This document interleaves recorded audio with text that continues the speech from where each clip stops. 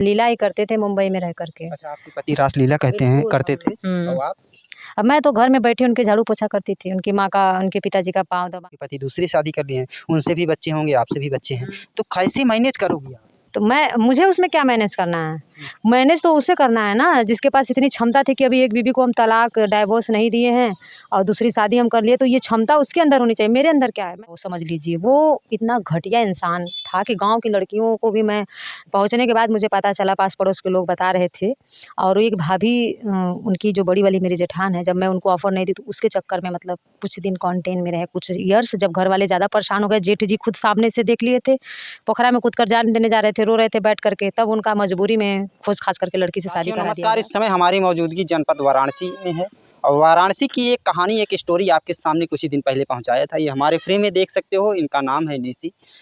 निशी अपनी निजी ज़िंदगी से लेकर बहुत प्रताड़ित हैं और इनके घर वाले इन्हें घर से बेघर कर दिए हैं। ये रोड पर हैं आज 2 बच्चे लेकर और इन्हीं से जानने का प्रयास करते हैं क्या कुछ इनके ज़िंदगी में चल रहा है और कैसे इनके ज़िंदगी में उतार चढ़ाव आते हैं और कैसे इनकी ज़िंदगी में भूचाल सा आ जाता है। बहुत बहुत स्वागत है। क्या नाम? मेरा नाम निशी उर्फ बसंती देवी है। कैसे आपकी कहानी हमने जब सोशल मीडिया पे उठाया था तो काफ़ी लोग को कमेंट आया, तो क्या कुछ अभी आपके जीवन में बदलाव हुए? अभी क्या बदलाव हैं, बस ऐसे ही चल रहा है। कैसे बदलाव होगा? जब तक उस दुःख का निवारण नहीं होगा तब तक कैसे बदलाव होगा? जब उस दुःख का निवारण होगा तभी ना बदलाव होगा। अच्छा, परिवार वालों का उस समय क्या आरोप रहे हैं आपके? परिवार वालों का ये आरोप है कि हमको मतलब आरोप लगा रहे हैं कि हम दूसरी जगह शादी कर लिए हैं, लेकिन ऐसी बात नहीं है, ये गलत है। अच्छा, आपके ऊपर आरोप लग रहा है कि आप दूसरी शादी कर लिए हैं और आप क्या आरोप लगा रही हैं अपने पति के ऊपर? वो खुद ही दूसरी शादी किए हैं। वो तो कोर्ट में खुद कबूल किए हैं कि हम शादी कर चुके हैं। अच्छा, जो आपके पति हैं, उनकी जो दूसरी वाइफ़ है, आपसे सुंदर थीं क्या? हमने अभी उनको देखा नहीं है। अभी उनको देखा नहीं है, मोबाइल कॉल, फ़ोन आता जाता रहता था तो आवाज़ बस सुनी, लेकिन उनको देखी नहीं हूँ आज तक। अच्छा, क्या बोलते हैं? उनका फ़ोन कॉल आता है तो कैसी आवाज़ सुनी आप? फ़ोन आता है तो बोलती है कि कृष्णा से बात करो। मेरे पति का कन्हैया नाम है, लेकिन प्यार से उनको सब कृष्णा बोलते हैं। लीला ही करते थे मुंबई में रह करके। अच्छा, आपके पति रासलीला करते थे और आप? अब मैं तो घर में बैठी उनके झाड़ू पोछा करती थी, उनकी माँ का, उनके पिताजी का पाँव दबाना, भाइयों का, उनकी भौजाई का गुलामी करना, यही सब कर रही थी। अच्छा, आप गुलाम थे। एक तरह से मानिए तो मैं गुलाम थी। दहेज की प्रताड़ित महिला, और एक तरह से मैं गुलाम ही थी उनके घर में, क्योंकि आपका कहने का मतलब आप दहेज के लिए भी सताई जा रही हैं। बहुत सताई जा रही थी। और दहेज का ही मेन कारण है जो कि आज मैं अपने परिवार से बिल्कुल विलुप्त और अलग हो गई हूँ। बिल्कुल अपने मायके में आके रह रही हूँ। मेरा हर चीज़ बिखर गया है। मेरे बच्चों के ऊपर से पिता का साया उठ गया है। तो ये चीज़ मुझे बहुत दुःख देता है, लेकिन कोई बात नहीं, समय है, आज नहीं तो कल लौट कर अच्छा, आएगा। एक चीज़ और जानना चाहेंगे कि जब आपकी शादी होती है तो आपके हस्बैंड कहीं आपको घुमाने ले गए कि नहीं? वो हमको का घुमाने ले जाएगा? हमको घुमाने फिराने ले गया होता तो ऐसी कोई बातें नहीं होती। घुमाने की क्या बात, वो मेरे साथ रहता तो ऐसी कोई बातें नहीं होती। आज आगे पूछिए।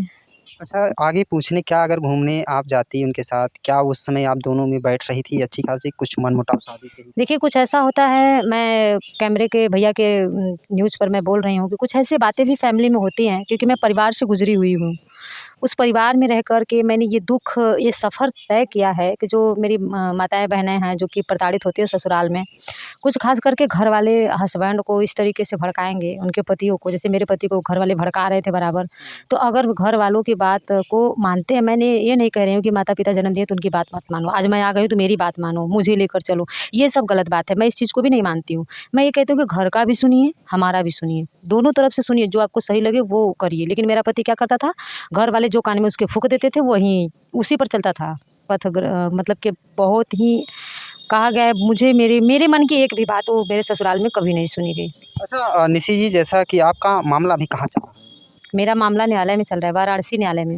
वाराणसी न्यायालय में चल रहा है। बाय द वे, आपके न्यायालय से आदेश आते हैं आपको पति के पास रहना है, तो क्या आप जाना चाहेंगी? देखिए, अगर वो रखना चाहता है तो मैं ज़रूर जाना चाहूँगी, क्योंकि अगर मैं नहीं जाऊँगी तो ज़ाहिर-सी बात है कि कोर्ट आदेश करेगा कि जब तुम जाना ही नहीं चाहती तो मुकदमा क्यों की हो?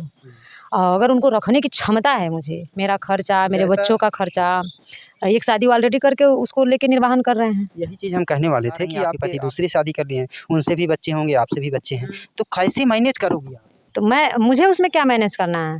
मैनेज तो उसे करना है ना जिसके पास इतनी क्षमता थी कि अभी एक बीवी को हम तलाक डाइवोर्स नहीं दिए हैं और दूसरी शादी हम कर लिए, तो ये क्षमता उसके अंदर होनी चाहिए। मेरे अंदर क्या है, मैं तो वो चीज़ नहीं रह गया। जितना मैं संघर्ष झेली, जितना मैं उसके घर में दुख झेली, दब करके, रो करके, गा करके, बर्दाश्त करके, भूखी प्यासी रह करके उसके घर में जितना सही, अब वो सिस्टम नहीं है। हमारे मुख्यमंत्री आदित्यनाथ योगी ने महिलाओं को 33% आरक्षण दिया है, जिसकी वजह से मैं बिल्कुल आज नहीं डर रही हूँ। अगर उसने दूसरी शादी किया है तो उसके पास खिलाने की क्षमता होगी तभी ना वो किया। नहीं, अगर मैं गलत थी तो मुझे डाइवोर्स दे करके तब दूसरी शादी करता। तो ये उसकी ज़िम्मेदारी कि वो मुझे कैसे रखेगा कहीं या न कहीं उसको। कहीं कहीं आप देख सकती हैं, ये अम्बेडकर नगर की बात है। एक महिला होती है, उसके 2 पति होते हैं और आपके पति के 2 बीवी हैं।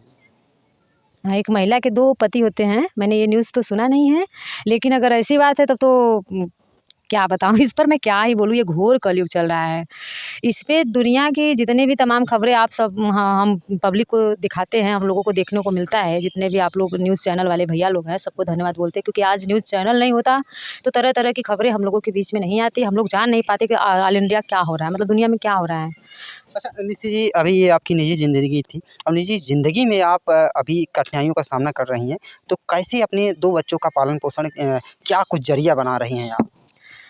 ज़रिया देखिए भैया जी, हम तो मेरा सिद्धांत है कि जिस तरीके से आज आप माइक लेकर खड़े हैं, मेरा सपना है कि मैं उस क्षेत्र में कदम रख दी हूँ। मेरा यूट्यूब चैनल है, उसी के माध्यम से मैं बच्चों का भरण-पोषण करके मतलब जीवन यापन कर रही हूँ। आगे भी सोच रही हूँ कि इतना ऊपर मैं जाऊँ अपने न्यूज़ अपने चैनल के माध्यम से कि मैं अपने बच्चों को पढ़ा-लिखा कर एक अच्छा संस्कार, एक अच्छी नौकरी, एक अच्छा भविष्य उन्हें दे दूँ, ताकि जाने वाले समय में वो लोग भी कहें कि मेरी मम्मी कितना संघर्ष से और कितना मेहनत से हम लोगों को ऐसे-ऐसे करके मतलब आगे लेके अच्छा गई। बच्चों को जब उनके पिता की याद आती है, तो फिर क्या बोलते हैं? जैसे बच्चे हैं, कहते होंगे हमारे पापा कहाँ गए? क्या कह के आप उन्हें सुलझाती हैं? पहले की बात थी, आज से लगभग 4 साल पहले की बात है, जी।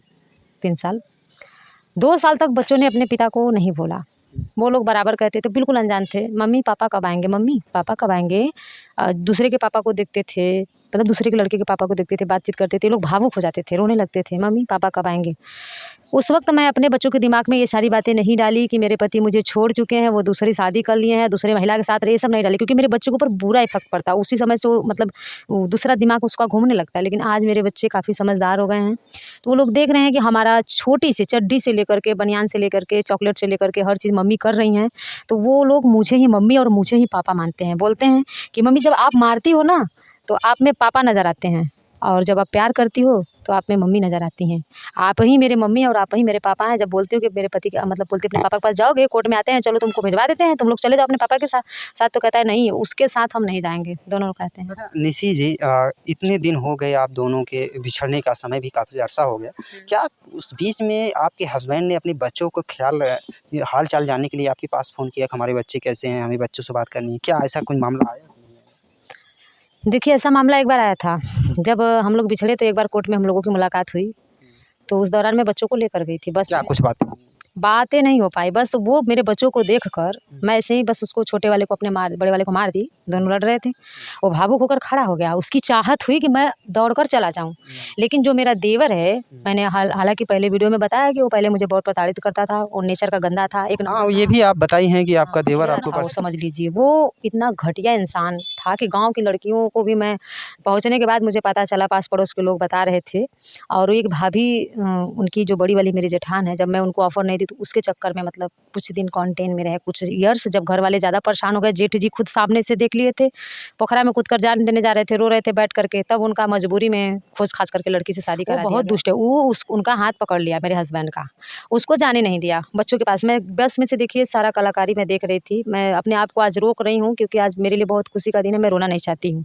ये सीन ऐसा सीन है कि उस बस में मैं काफ़ी समय तक रोती रही। उसका हाथ पकड़ कर मेरा देवर अब बस से लेकर दूसरे बस पे चढ़ गया। टिकट कटे-कटार, मतलब हम लोग लगभग कैंट से मोहन सराय तक, वाराणसी के मोहन सराय तक आए थे। मोहन सराय से जाम भी लगी थी, बस 1 डेढ़ घंटे रुकी थी, तो हम लोग उसी बसिया में बैठे थे। 1 डेढ़ घंटे तक एक दूसरे को देख रहे थे। लेकिन इतना जब मेरा देवर देखा कि ये भावुक हो रहा है, तो उनको लेकर के उतर गया गाड़ी से। अच्छा इतने दिन आप घर रही, आपके देवर जो हैं, आपके साथ कोई ज़ोर ज़बरदस्ती ऐसा कुछ? बहुत, जब ससुराल में थी मैं, तो मेरे साथ बहुत बदतमीज़ी करता था वो। मानो कि एक राक्षस, शराब-वराब भी पीता है। हुँ। राक्षस से भी कहा गया है कि क्या बताऊँ, गिरा हुआ है वो इंसान। बहुत ही दुष्ट है, बहुत ही क्या बताऊँ, अब मैं कुछ कह नहीं सकती इसके आगे। साथियों, ये एक दर्द भरी कहानी है। एक दुखियारी माँ जो है, 2 बच्चों की माँ है। इनके हस्बैंड इन्हें छोड़ देते हैं। ससुराल में इनके देवर के साथ इनके साथ ज़्यादती की जाती है। आज ये घर से बेघर हैं और रह रही हैं।